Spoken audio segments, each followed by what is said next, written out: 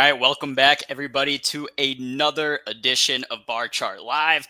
I'm Aaron Bree, streaming here. We're doing something a little interesting today where we're bringing you an exciting company, talking to the founder of that company to learn more about it, learn about the story. So I have the pleasure of being joined here today by Johnny Lee, the founder of UPower. Johnny, how are you doing today? Hi, Aaron. How are you? I'm fine. Very good. Hi, everybody. I'm Johnny. I'm the founder and chairman of UPower. Awesome. Well, I appreciate you joining me tonight. I know it's morning for me, but it's not morning for you right now. Is that correct? Yes, it's in Asia. Right now, it's almost the evening. Okay, it's dark. Awesome. Well, we're joined from Yeah. opposite ends of the world, different times of the day, but that doesn't stop us from having a great conversation, learning more about the company. So, Johnny, tell me a little bit about UPower, kind of when you started the company, why you started the company, and what it is. Okay, thanks, Aaron. So, hello, everyone. This is Johnny. I'm the founder of UPower and the chairman. So, we've founded this company in 2013, around 10 years ago. So before that, I was the China biggest auto industry group, which is a SAIC, Shanghai Automotive Industry Corporation. I'm the vice president. I'm working for auto business for over 20 years. So why I do this company? Because the EV, the electric vehicle, the industry goes up. But the biggest challenge is how to do the energy in for these vehicles. So right now, you see, this is our R&D centers in their factories. We have the very, very important, the branding is Utah. So you see, these are our technologies. It's heavy truck, but it's not charging. We're just swapping that because the battery can swapping within 3 minutes. So that means this heavy truck can easily get all energies. So we copy these solutions to this logistics van, you see. The van, the electric van is very good for green and cut costs down. But the big challenge is how you can find the charging stations in the city. So that's why we have these technologies that is better swapping. We can do this swapping within 30 minutes. This video shows the taxi. We did a lot in China and in Asia. Right now in Hong Kong, in Thailand, and even in Portugal, in Europe, will be quickly launched. You see, the taxi can quickly swap in the battery within 3 minutes. That means you no need to wait for charging 1 hour. It's very, very impressive. So this is for pickup. The pickup is the only one in the world who is electricity but is swapping, not by charging. So, right now I'm in Bangkok. It's a lot of the pickup, but how you can make the pickup to easy to get the energy from electricity. We buy this solution. That means swapping the battery and charging in the night. So that's why this is what our Utah brand stands for. That means we did a lot of this kind of battery swapping stations. You see, this box is the charging, but we're swapping the battery quickly, 3 minutes to this pickup. Then pickup can go within 3 minutes. See, it's very easy. So by this way, we build up an energy grid in the country. Okay, so we listed last year, 2023. We are the only one company in the world focused on these battery swapping technologies. We do believe it's a huge, very big the business and the new energy for worldwide. What's the reason? Because most of countries, such as Hong Kong, such as Thailand, such as a lot of regions, such as Latin America, even Europe, even States, now so many charging stations along with the EV goes up.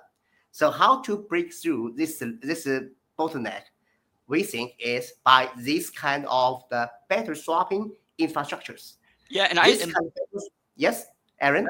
I know a lot of people, Johnny, that they want an EV, but they don't like the inconvenience of it. They don't like the fact that they have to wait 8 hours for it to charge. They like being able to just go to a gas station, pump up your gas. It takes 5 minutes, and now you can drive for another 400 miles. I mean, like how do you see? What would you say to customers like that want an EV, but they just don't like the inconvenience of having to wait for the charge? Yes. That's always happened in many countries, such as in Thailand here. Also, the problem is if I want to find a charging station in the city, it's very difficult. Almost I take maybe 1 hour to find the open available charging station. So when I find it, I should wait because maybe other guy is charging there. But when I to do charging, at least I need 1 hour. So that means it's not convenience. It's also happening in the States, in Latin America, in Japan, many countries in the world. So our solution is we just build up this kind of battery swapping station that then 3 minutes we can finish that and they can go. So Aaron, that's our scenarios and the technology. Okay. What about people that want an EV, but they worry that the EVs are a little bit more expensive than than traditional ICE cars? Okay, that's a good question. I'm an auto guy for many years, so I want to say, so right now it's true. If you compare the EV to the traditional car, it is EV will be a little expensive. But why expensive? Because battery. The battery, yes, is more than expensive than the tank, right? But right now by battery swapping, we split the sales model to the customers. We not sell the battery, just replaced by rent. That's means people can just buy the car body and rental the battery by mileage. So that means you can cut down the cost at least 40% off. It's happened in China, in Asia. So that's why I want to build this model also to the worldwide. Aaron. Yeah, and you mentioned that we've seen that in China specifically. I mean, I know BYD is putting out electric vehicles that are 10,000 US dollars. So in a lot of cases, that's cheaper. Do you think that trend will continue in terms of EVs becoming cheaper? And then what's the limit? I mean, like how much cheaper can an EV in China be than $10,000? How low can they go? Okay, I know, Aaron. This is a good question. From my personal view, it's just like a semiconductor. Why? The battery is a physical and a chemistry.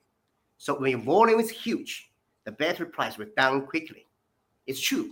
You can check about the battery price since last year. It's almost down more than 50%. So that means if we go EV more quickly, the EV price will down also quickly. So Tesla also have a factory in Shanghai, China. Why in Shanghai? And Toyota also announced a new EV factory in Shanghai. Why? All in Shanghai. Because China have the biggest the battery supply chain in the world. So that means, so this is cannot say it's politics, right? It's not politics because every person, every country want to go for green and want to save the money. So that means by EV, you can save the cost at least 50%. So that's why I think it's trend, Aaron. What about right now for UPower? Is there any like competition, or are you guys really the only one focusing on this swapping thing? What is your guys' competitive advantage right now? Because I know I've seen a Tesla video from way back in the day where Tesla was swapping out a battery pretty quickly, but I don't know if Tesla is actually doing that right now. Yeah. Actually, so far in worldwide, we are the only company, tech company in the world already listed and focused on this solution. The solution is combine the swapping and the battery bank. But why Tesla not use it? Because Tesla mainly focus on the passenger vehicle. Because passenger vehicles, especially in China, you don't need long mileage every day. Maybe just 50 miles every day. You go to work and back. But if you go to the taxi, if you go to the Uber, if you go to the bus and even truck, no, you have no time to charging and a big mileage. Every day you run maybe 400 miles a day. So that means battery swapping is not compete with charging. It's just one way to focus on the commercial purpose fleet, such as taxi, truck, bus, and also the Uber taxi as well. So that's why, but it's also open to the passenger vehicles, such as in Thailand here. We also open our MG model to family car, also to Uber car as well. So it's welcome warmly here, Aaron. What about from the more the battery side of things right now, Johnny? I mean, there are a bunch of different companies out there working on new batteries and lithium solutions, QuantumScape. You have all these. How do you see the battery industry developing? And are there any companies out there that you think are doing exciting things with the actual development of the batteries? Mm, yeah, actually, battery technology is also increased. But since China already did it for over 25 years, so we know the battery, all the technology history before. So to be honest, right now, more and more new technology come up, such as solid or the other models, super fast charging. But I want to say, it's not really proven in the reality. It's all in the laboratory. That means if we want to do it very widely and globally, so only the very stable the technology for the battery we think is also focused on the traditional one. So that one will be very safe and not high demand for the charging the power infrastructures. So that's why we use this kind of a traditional way to utilize the battery, very mature battery technologies, and fully combined with our battery swapping technologies to provide this kind of solutions. So we think it should take also 10 years later, will be happen some difference. Right now, it's good way. It's the best way to this.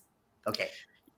Yeah, I mean, I know I would be way more willing to buy an EV and drive an EV if I could roll up to a station, get the battery swapped off, and be right on my way instead of having to wait hours. Let's transition, Johnny, here, and I want to talk a little bit about the management of the company. So I see the management team has experience at big companies like HP, Siemens, HSBC. How does that integrate into the company's growth plans? And I see some of the large investors are big players in Asia. Do they play an active role in the company right now? Yes, I think this is good questions. So my response is yes. We are now Real Power is not a China company. We are global tech company. Right now, our strategy is very clear. This is a supply chain from Asia, but also global market and also global capital because we are listed in Wall Street. So for our management, yes, we are very international.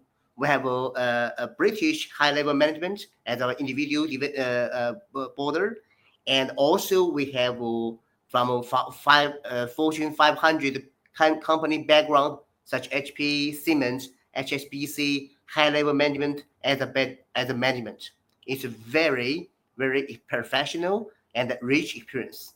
And for the stakeholders, right now we can see there's a biggest family in Asia is the CP Group, CP, whose headquartered in Bangkok. So right now they are also very very important our stakeholders in this company. The other one is also from Hong Kong, very famous and very rich, and also our very stakeholders. So these two key stakeholders support us a lot business in Asia.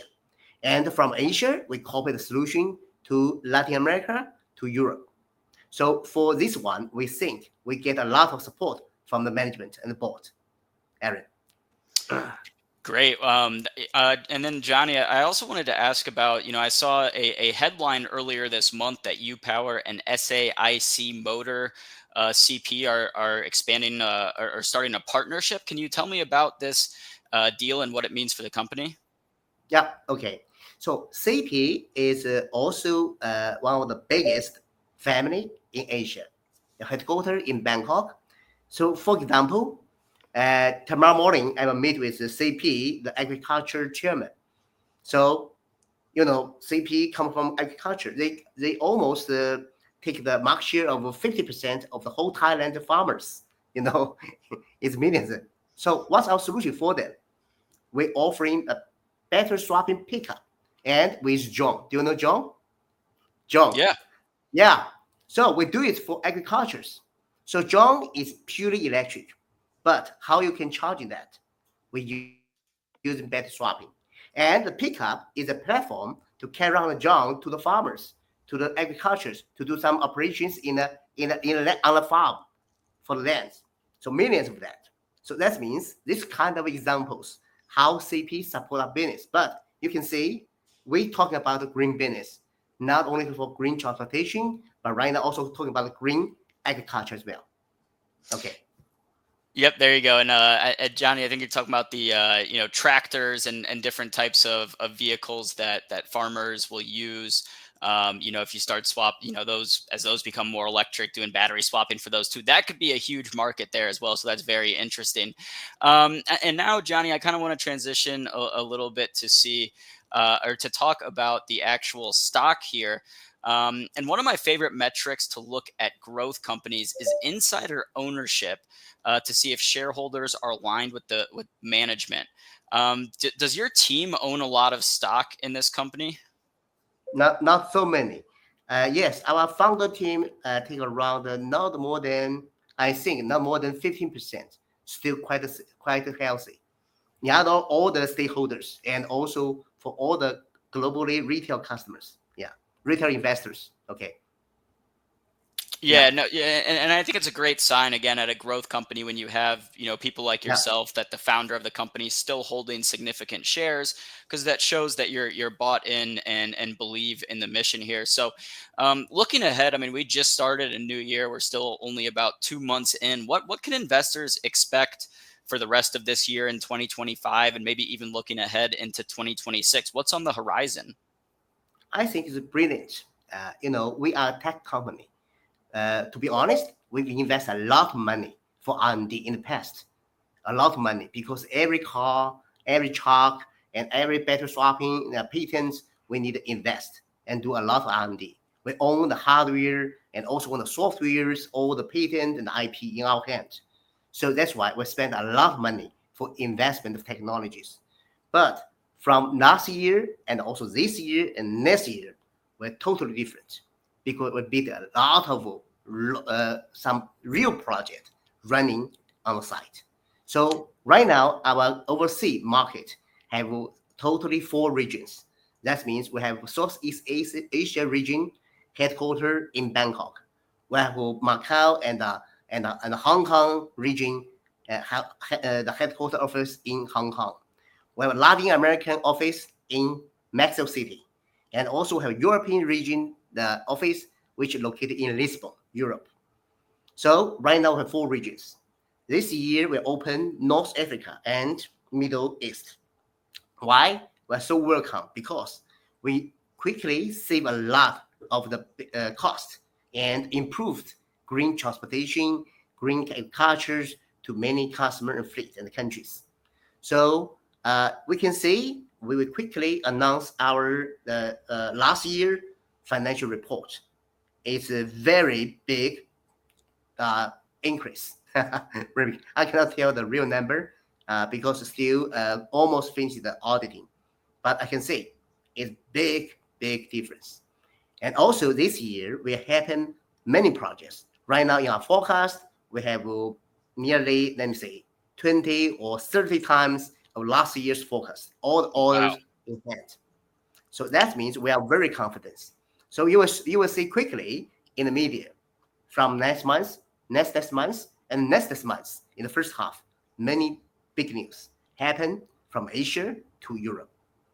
Well, it's really Okay. exciting, and I'm sure for people Yeah. out there, like myself, who might not be invested in UPower now, but they might be interested in it. It's exciting to know that you guys have a lot of upcoming catalysts and growth to look forward to. So certainly something that I'm going to put on my watch list here, Johnny. So let's see. I mean, anything else that you would like to talk about, or would like potential investors to know today? Okay. So represent our board and also our founder team. I would like to say thanks for all the global investors. Pay attention and support to UPower. Actually, we are leading role. We are a tech company. We are from Asia. But we are very open and widely mind to cooperate with global partners and also customers. So here I want to say, so as stakeholders or shareholders of UPower, we will not make you miss the confidence to us. You will get a very good return in the coming years or even the coming months. So that's what I want to say. Okay, Aaron. Beautiful. Well, Johnny, it's been great to learn more about your story, how you founded UPower, why you founded it, and what you guys are doing. The technology is clearly really cool. We played the video again. If you're just now joining us on the stream, if you go back to the beginning, we played a video that actually showcases the technology, and I'm ready for that technology to come here to the United States so that I can finally get an EV. And again, UPower trading on the Nasdaq under ticker UCAR. So again, go check that out. You guys can look at the different fundamentals on Barchart. And Johnny, again, it's a pleasure to meet you, to talk about UPower, to learn more about the company, and I hope we get to hear some more exciting updates soon. Okay, thank you, Aaron, and thank you, everybody. And we will very hardworking and hands-on to do something. Okay, thank you so much. Beautiful. All right, Johnny. Well, have a great rest of your evening, and like I said, hopefully we'll get some great updates soon.